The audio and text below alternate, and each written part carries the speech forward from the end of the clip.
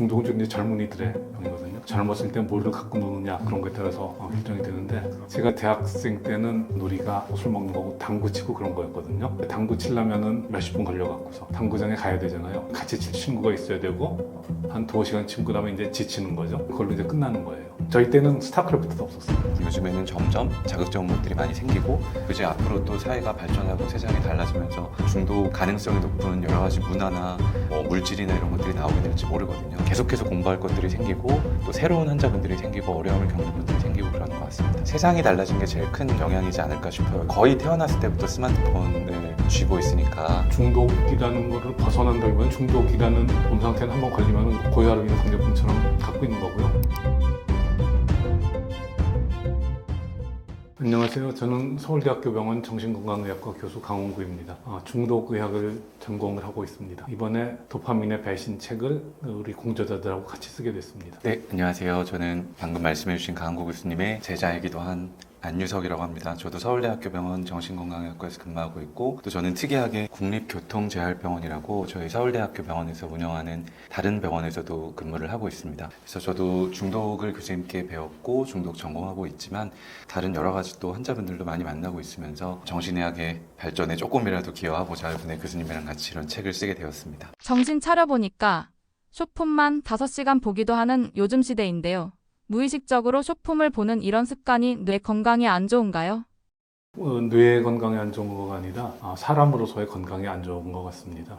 머리가 멍해진 것도 있겠지만 꼼짝 않고 나쁜 자세로 계속 있고 그런 것들이 몸에도 안 좋고 척추에도 안 좋고 아마 그러지 않을까요? 네, 그런 것 같습니다. 저희가 사실은 정신과 의사이긴 하지만 항상 저희를 찾아오는 분들한테 이제 많이 강조드리는 게 신체적인 건강이 건강해야 정신 건강도 건강하다라는 이야기를 많이 드리거든요. 근데 쇼폼은 특유의 그 짧게 끝나는 것 때문에 이제 계속해서 흥미롭게 다른 영상들을 보게 만들고, 그러다 보니까 방금 교수님 말씀해 주신 대로 안 좋은 자세나 이제 비슷한 자세로 누워서 계속해서 휴대폰만 쳐다보게 되는 일이 있게 되고, 그러면 신체 건강이 안 좋아지고 그러면 당연히 정신 건강도 안 좋아지게 되는 이런 악순환에 빠지는 것 같습니다. 어느 정도까지 중독이라고 할 수 있냐에 따라 다르겠는데요. 이제 그 중독이 잘 되는 사람은 그 몰빵하는 그런 성격을 가진 사람들이거든요. 근데 이제 몰빵하는 체질이 별로 아니라서 이제 한 가지 좀 하다가도 흥미가 없으면 딴 데로 가고 그렇게 되기 때문에 뭐 특별히 그렇게 오랫동안 중독에 빠져 있고 그런 적은 없는 것 같습니다. 저는 사실 교수님이랑 좀 다르게 제 생각에는 제가 스스로 좀 중독에 취약한 것 같다라는 생각을 해본 적이 있거든요. 다행히 이제 저는 또래 남자 어떤 친구들, 동료들보다는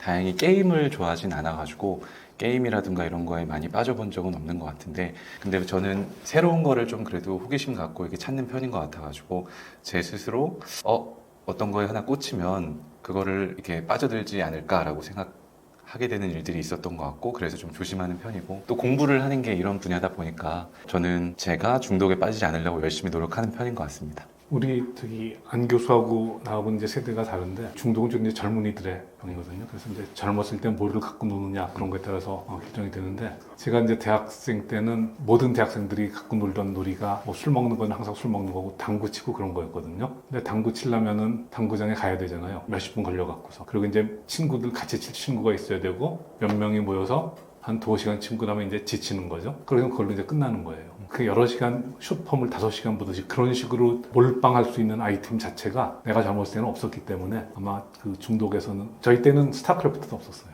그렇기 때문에 이제 저희 때는 그렇게 그런 강력한 중독이 되지 않고 버티지 않았을까 하는 뭐 그런 생각이 드네요. 그러니까 저희 책에도 나오는 내용이긴 한데 조금 더 이제 궁금하신 분들께서는 책을 더 읽어봐 주시면 좋을 것 같긴 한데요. 중독이 다른 정신의학의 어떤 여러 가지 영역보다도 그 사회문화적인 영향을 되게 많이 받는 그런 분야인 것 같아요. 교수님 말씀대로 예전에는 이렇게 자극적인 것들이 좀 없었다면 요즘에는 점점 자극적인 것들이 많이 생기고, 그리고 이제 앞으로 또 사회가 발전하고 세상이 달라지면서 그 어떤 중독 가능성이 높은 여러 가지 문화나 물질이나 이런 것들이 나오게 될지 모르거든요. 그래서 사실은 저희 이제 중독을 공부하고 있는데 계속해서 공부할 것들이 생기고 또 새로운 환자분들이 생기고 어려움을 겪는 분들이 생기고 그러는 것 같습니다. MZ 세대가 사는 시대가 중독이 잘 되는 그런 문화적인 아이템들을 훨씬 많이 공급해주고 있는 거죠. 그러니까 교수님 말씀대로 인류가 사람이 달라지고 뭐 진화하고 이제 이런 것들도 있겠지만 세상이 달라진 게 제일 큰 어떤 영향이지 않을까 싶어요. 왜냐면 어렸을 때부터 거의 거의 태어났을 때부터 스마트폰을 쥐고 있으니까 그런 것들에 이제 오랫동안 노출되다 보면은 아무래도 이제 방금 말씀하신 대로 이제 중독에 또 취약하고 어렸을 때부터 그런 거에 아주 익숙하게 되고 하다 보니까 그런 일들이 더 잘 생기는 것 같습니다. 그래서 사실은 저희가 알코올 중독 치료하고 도와드릴 때도 많이 말씀을 드리는 건데 항상 접근 가능성이 되게 중요한 것 같아요. 바로 눈앞에 술이 있으면은 사실은 누구라도 참기 어렵거든요. 근데 이제 바로 눈앞에 스마트폰이 있었던 게 시간이 어렸을 때부터 오랫동안 노출되고 그러면은 아무래도 쇼폼이라든지 이런 거에 익숙하고 빠지기 쉽게 되지 않을까라고 생각이 듭니다. 나쁜 것에는 우리가 쉽게 중독이 되는 것 같은데, 그럼 왜 좋은 것에는 중독되는 게 어려울까요? 그건 나쁜 거건 좋은 거 나쁜 거 기준이 뭐죠? 과유불급이죠. 그러니까 어떤 거든지 간에 많이 하면은 그 해치는 거고, 그렇죠? 적당히 하면은 뭐 술이라고 하더라도 우리가 적당히 먹으면 그게 우리 인생을 즐겁게 해주지 않습니까? 그렇게 되는 건데 어떤 거든지 간에 중독이 갖고서 너무 지나쳐서 내 삶이 어그러지게 되면은 좋은 거는 있을 수가 없겠죠. 저희 그 정신과 의사 중에 유명 저자인 하지연 교수님이라고 건국대학교 병원에 근무하시는 교수님이 쓰신 책 중에 제목이 공부 중독, 아마 그랬던 것 같은데 공부 중독이라는 책이 있거든요. 학습 중독이 좀 헷갈리는데 이제 그 책에도 뭐 그런 여러 가지 내용들이 나오는데 방금 교수님이 말씀해 주신 대로 일단은 중독이 어떤 사람은 중독이 되고 어떤 사람은 중독이 안 되는지도 조금씩 다 다른 것 같고 또 그다음에 좋은 거냐 나쁜 거냐 이제 이런 어떤 기준도 조금 애매모호할 때가 있는 것 같고 그래서 이 딱 질문에 확실하게 좋은 거에는 중독이 되는 게 어렵다라고 이렇게 얘기하는 건 되게 어려울 것 같긴 한데요. 어떤 사람이 어떤 거에 흥미롭게 관심이 이렇게 꽂히느냐는 다 달라가지고 어떤 사람은 나쁜 거에 이제 중독이 좀 더 잘 되고 어떤 사람은 질문지에 나와 있는 것처럼 우리가 이제 좋은 거라고 분류하는 거에 또 중독이 잘 되는 그런 사람들도 있는 것 같습니다. 중독되면 뇌 구조가 바뀐다는 게 이게 사실인가요? 이것도 그렇게 단순한 얘기는 아닌 것 같습니다. 그 뇌 구조가 바뀐다는 것과 예컨대 우리가 그 새로운 기술을 습득해서 터득을 했다, 뭐 학습을 했다. 그것만으로 뇌 구조는 바뀌거든요. 그렇게 되기 때문에 당연히 어떤 습관이 든다든지 뭘 한다든지 하게 되면 됩니다. 근데 그거를 무슨 뇌 사진을 찍어 보면은 아 이렇게 차이가 나타난다. 그 정도로 바뀌는 건 아니고요. 우리가 뇌가 좀 동작하는 방식, 자극에 응답하는 방식 그런 거 달라진다는 건 분명하겠죠. 기능적으로 조금 달라진다라고 이해를 하면 좋을 것 같아요. 뭐 의학적으로 연구적으로 이제 어떻게 달라지는가 뭐 이런 것보다도 우리가 불안한 상태가 오래 가면은 이제 불안한 뇌, 공포에 취약한 뇌로 바뀐다 뭐 이렇게 설명을 하듯이 중독에 계속 노출이 되고 중독적인 상태가 이제 오래되게 되면 교수님 말씀대로 모양이 그러니까 구조가 바뀐다기보다는 기능적으로 우리가 중독에 취약한 뇌가 되는 게 맞는 것 같습니다. 그러니까 연구를 한 게 있죠. 예컨대 무슨 게임 중독이 된 애들 그 기능적 뇌 영상을 하면서 뭐 게임 중독이 되는 애들 게임 화면을 보여주면 어디 활성이 증가하더라 뭐 그 정도 얘기인데 이걸 갖고서 뭐 뇌 구조가 바뀌었다고 뭐 그렇게 단언할 수 있거나 그런 수준의 증거라고 얘기할 수 있는 건 아니죠. 그 도파민 중독이라는 거가 좀 용어가 이상한 거고요. 도파민은 중독과 관련돼서 뇌에서 어떤 활동이 변하는 뭐 그런 거지 도파민 자체에 중독이 된다는 얘기는 아니죠. 근데 뇌의 도파민 반응을 높여주는, 뇌의 도파민을 올려주는 그런 자극들이 중독성이 상당히 있는 자극들이 많다고 보면 될 겁니다. 도파민 중독에서 돌아와서 회복할 수 있는 가장 좋은 방법은 무엇일까요? 쉬운 방법은 없다고 볼 수가 있어요. 내가 여러 가지 행동을 할 수 있는 옵션이 있는데 여러 가지 중에서 내가 중독된 거가 하나 있으면은 당장 그거부터 하게 되거든요. 그게 나한테 제일 중요한 거가 되기 때문에 그렇게 되기 때문에 중독이 된 사람이 뭐 나 안 해야지 한다고 해서 쉽게 안 할 수 있는 건 아닌 거고요. 가장 간단한 방법은 내가 지금 하고 싶은 딱 충동이 들었는데 하려고 보니까 할 데가 없네, 할 여건이 안 되네. 그렇게 되는 거 제일 확실한 방법일 겁니다. 그런데 이제 우리 도박 중독 든 친구들 굉장히 힘든데 도박 중독을 일거에 끊을 수 있는 가장 좋은 방법은 돈을 못 구하는 겁니다. 도박할 돈을 못 구하는 거. 네, 그래서 사실은 제가 또 교수님께 이렇게 배웠기 때문에 비슷하게 환자분들 또 중독의 어려움을 겪는 분들한테 이제 비슷하게 말씀을 드리는 점이 뭐냐면 어떤 중독에 우리가 빠져 있다면 그 중독 물질이 됐든 행위가 됐든 거기까지 가는 데 있어서 장애물을 좀 많이 만들어 두는 게 되게 좀 도움이 되는 것 같아요. 예를 들어서 저희가 알코올 중독과 관련된 어려움을 겪고 있는 분들한테 이제 술을 구하러 가는데 여러 가지 장애물들을 만들어 두는 게 좋다라고 말씀을 드리거든요.